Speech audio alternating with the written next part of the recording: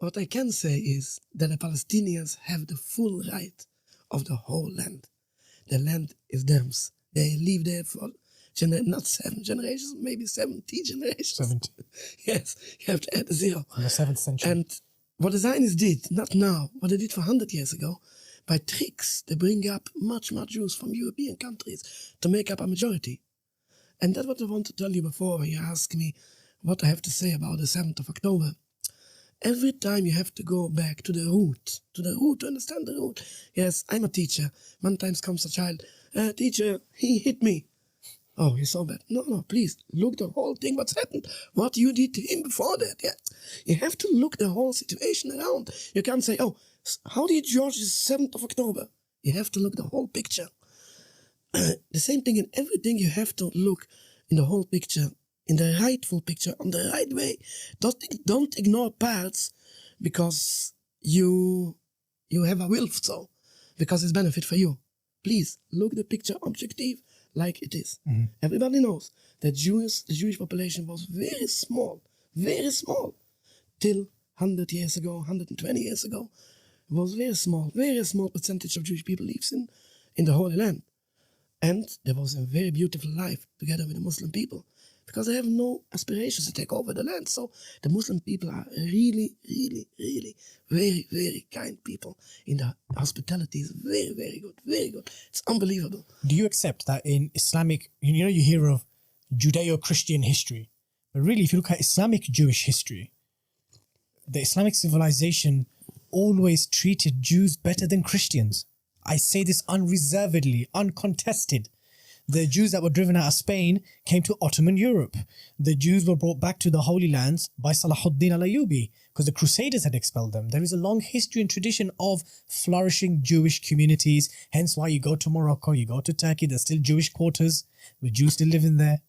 Do most Jews know this history? Of course we know. We know. We have a golden history in the Muslim countries. Everybody knows that. We live there much better. They say the golden era was like, it overlapped actually. The golden era of Jews in Muslim Spain overlapped with the golden era of the Muslims in Spain.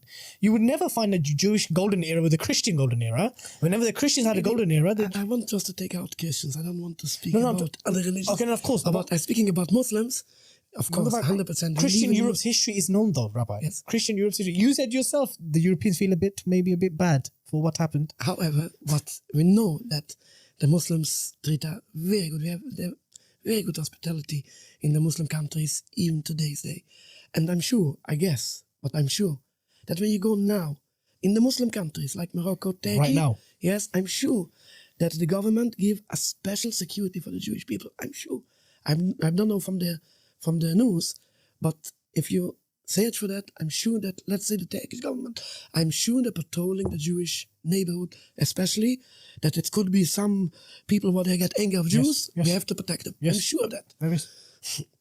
And because of that, it's so shameful what the so-called Jews, the Zionists, did back for the Muslim people.